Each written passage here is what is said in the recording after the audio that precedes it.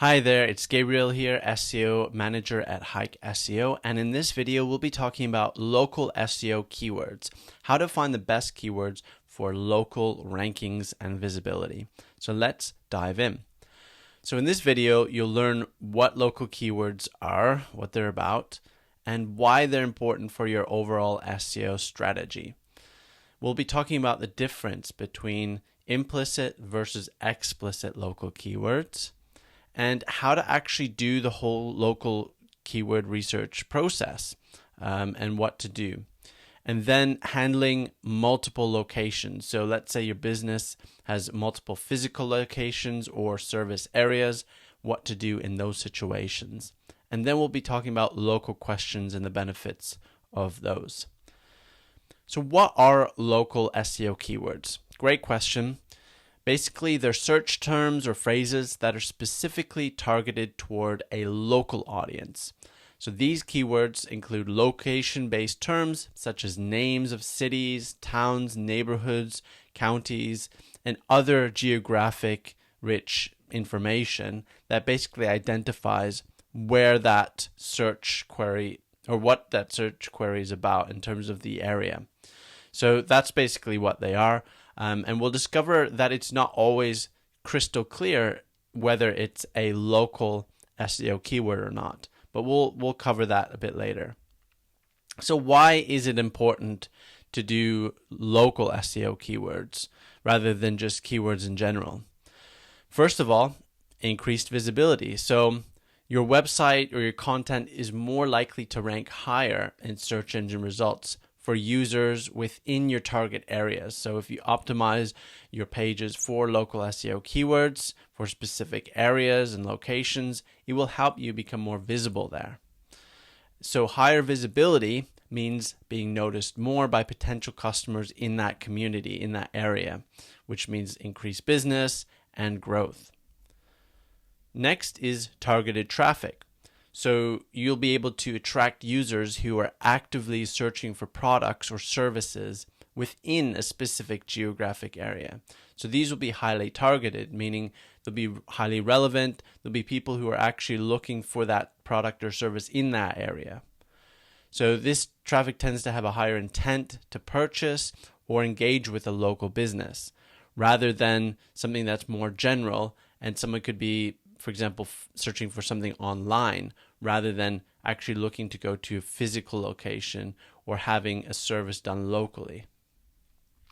Next is increased customer engagement. So the website becomes more relevant to local users, and this leads to a higher engagement, more positive reviews, and repeat business.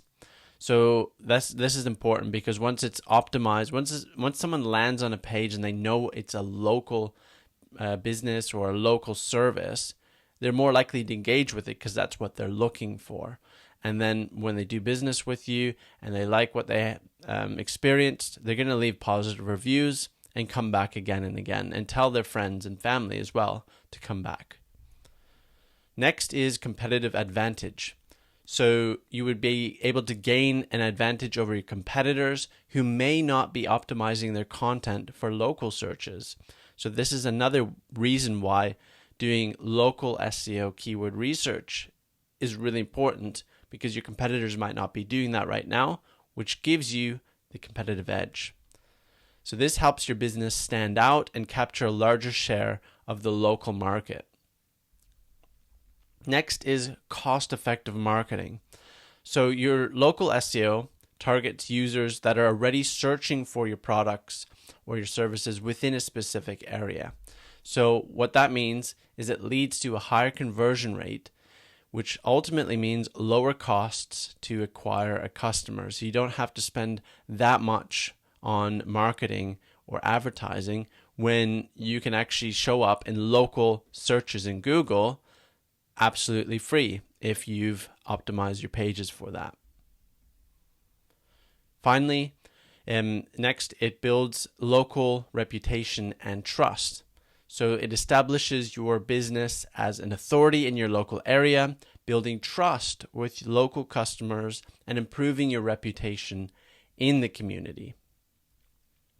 So implicit versus explicit local keywords. What is the difference? So we'll go through each one.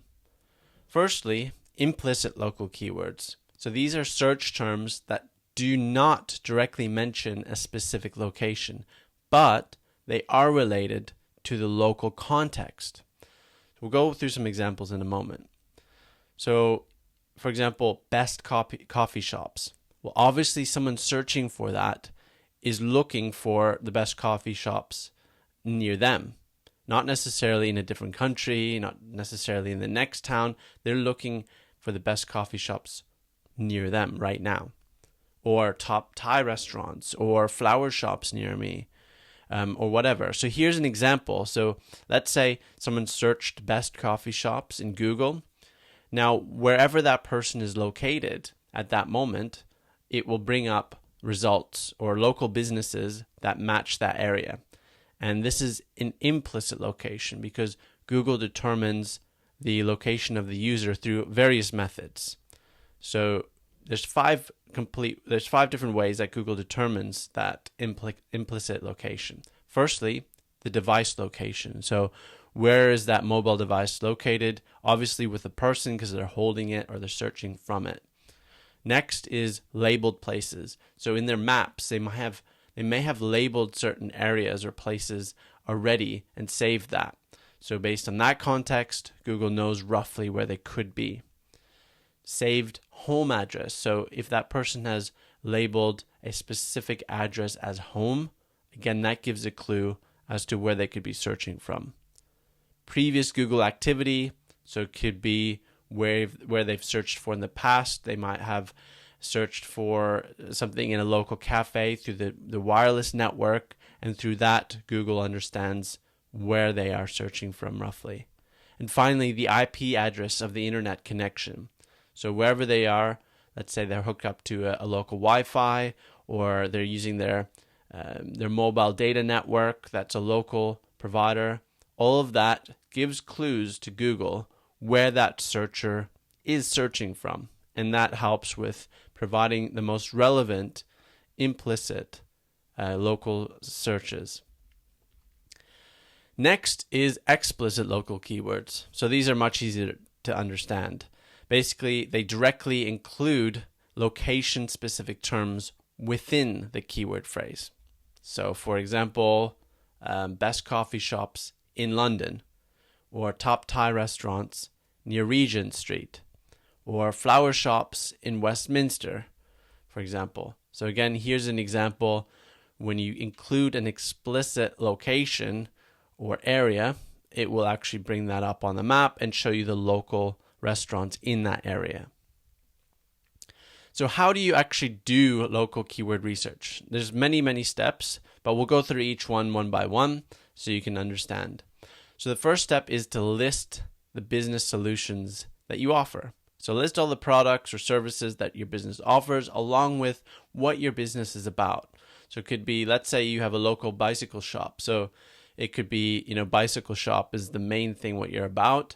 And then list all the products that you have, like mountain bicycles or electric bikes or foldable e-bikes, or you might have bike accessories or whatnot. Make that list as exhaustive as possible because these are all the possible things that your customers could be searching for locally. So again, here's an example: bicycle repairs, mountain bikes, bicycle accessories, helmets, gloves, whatever your local business or your business offers in terms of products or services or both, list them there. Next is to add keyword modifiers. So there's different types of modifiers you can add to your search to make it more specific as to what people might be searching for. So it could be like the best or the top in terms of quality, or the price. It could be cheap, the cheapest, the lowest priced. Or it could be an occasion. Let's say you're in the wedding industry, or let's say you're seasonal business. So it could be like winter, spring, summer, fall, birthday, wedding, Easter, Christmas. There's so many different seasonal keywords that you could add in there depending on what people are searching for. Or it could be a type, a specific type of product or service or variation, a color, whatever. features. It could be like same day shipping, all inclusive, gluten free. Whatever type of business, there's definitely features that separate you from other competitors or specific things that people are looking for in your industry. And then intent. So it could be someone looking to buy or to order, to reserve, or to book now. All of these keyword modifiers can be added to your phrase to see what people are looking for on a local scale. Next is to add location modifiers. So this is where you would add these to make it an explicit local keyword search term. For example, here I focused on London, but it could be Greater London, London, SW1A, which is a postcode area. We have North, East, West, South London, City Centre, Leicester Square is a specific area. There's so many different types and scopes of areas, through very granular and very specific to a bit more broad areas as well. So you can add those and make those as exhaustive as possible based on where your business is located and or the locations, the service areas that you operate in. Next is to combine previous lists. So you would generate a large list of keyword phrases based on a combination of the modifiers, the keywords, and the locations that you've done. So get out a spreadsheet, put them in, and make as many combinations as you can. So for example, the best bicycle shop near Baker Street in London. So you can see best is a modifier, the keyword is bicycle shop, and near Baker Street is the location. So you can see there's so many combinations that you can come up with, but using a spreadsheet and going through every possible one, you can easily generate that.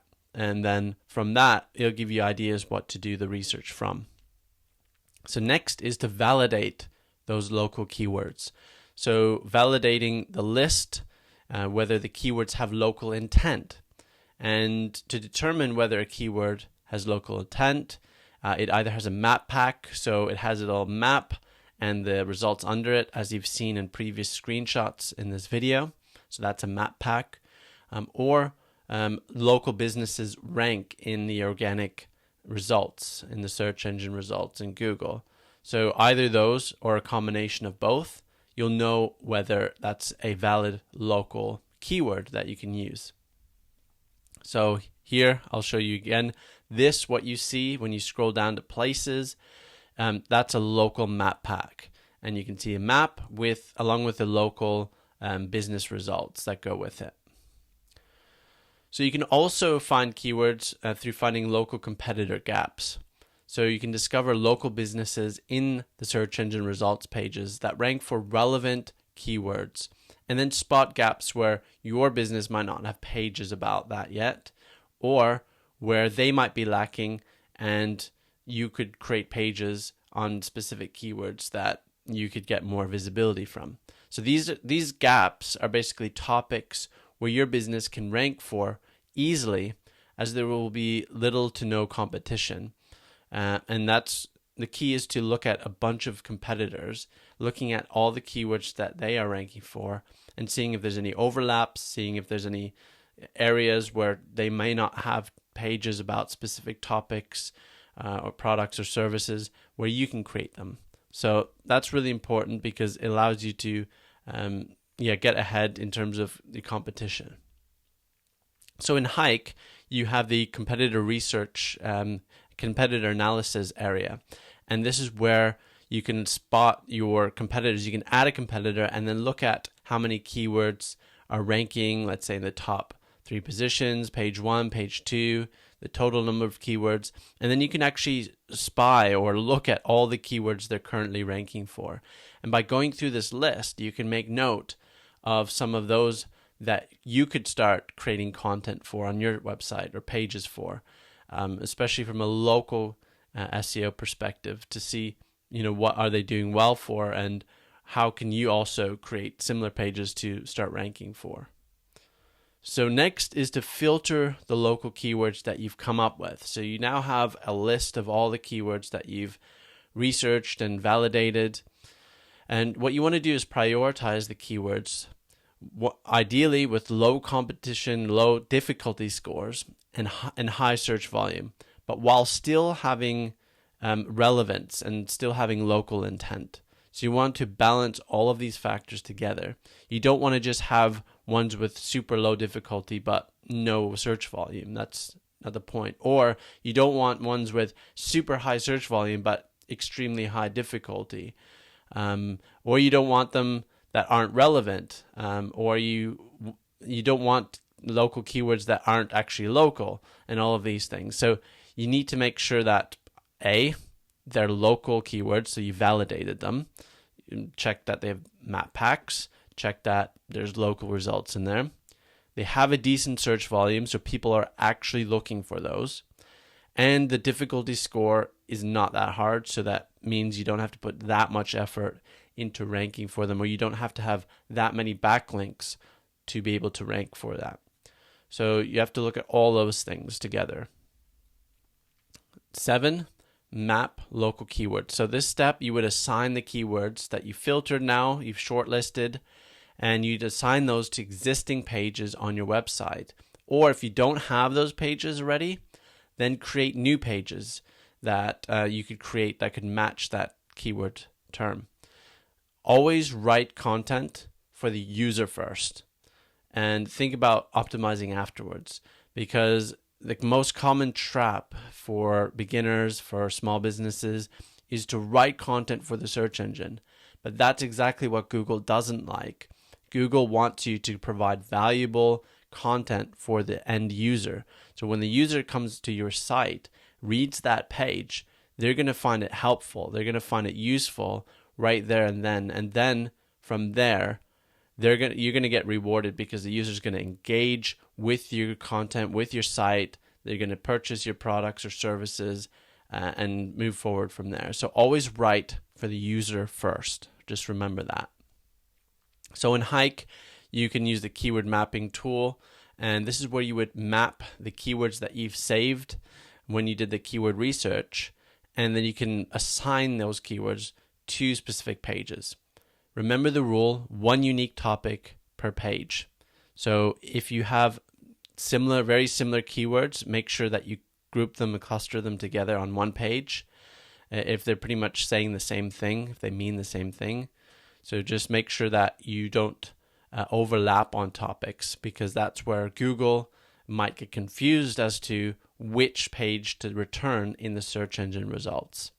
So using Hike's tool here, you can also look at the review column, which uses AI technology, specifically ChatGPT-4, to actually look at the keyword and then compare it to the page and to see if it is a decent match for that page or not. So it gives you a hint if you're not sure, but ultimately use your own judgment and think about, okay, this page is about this topic, so I'm going to match it with this keyword which is relevant to it, or these 3 keywords which are basically the same phrasings or the same thing as this topic. Okay? So handling multiple locations, this is really important. Google has been cracking down recently on location portal pages that are boilerplate, that are templated, that are just, duplicated over and over and over again. That's low quality, thin content, and Google doesn't like that. So there's nothing wrong with creating location-specific pages in the areas that your business is located or operates in.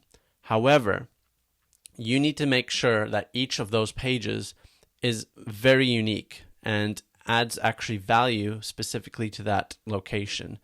So make it relevant, make it valuable for the user in that location, and make it unique so that, let's say one location, let's say there's a bicycle shop in London, and then there's a bicycle shop in Leicester. Those 2 pages need to be quite different from each other and talk about different things, and how one location is unique or different, or offers something slightly different, or talk about the area and how you can get there. It just needs to be relevant to that local audience, as specific as possible.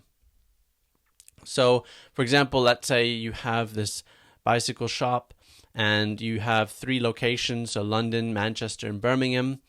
And under the services, you'll each let's say you'll have a service for each one of those. Let's say each one of these services are offered in each location. Fantastic. So then you can have bicycle repairs in London, bicycle rentals in London, and so forth. And then talk about each of those services, but in relation to that local area, and make it unique content, make it useful for that local audience, make it relevant for them. So let's talk about local SEO questions. So here's where you would check for common questions to relate to that local keyword. And what I mean by that is you want to look at existing commonly asked questions within the Google search results, or use a tool called Answer the Public if you want to come up with additional ideas. Or you can use Hike in the content creator, and you can also look there. So for example, here in topic suggestions in Hike, you can actually come up with ideas or content questions. If you click on People Also Ask tab, it'll come up with all of the different types of questions for that specific highlighted keyword or topic that you've selected. So it's really useful. So think about also questions that your customers would ask about that specific location or the service within that location, the products, and then that will help you to come up with even more specific, useful answers for your audience in that area. So that's it for local SEO keywords. If you have any questions about that, do let me know. And make sure, if you haven't already signed up to Hike, do that. It's a fantastic platform for beginners, small business owners, anyone who wants to improve their SEO with minimal to no efforts. And they're just going to have to go through that step-by-step process, and it will make it super easy. It'll show you the actions that you can do, all the local SEO tools available. It's fantastic. So definitely sign up to Hike if you haven't already. And I will see you in the next video. Take care.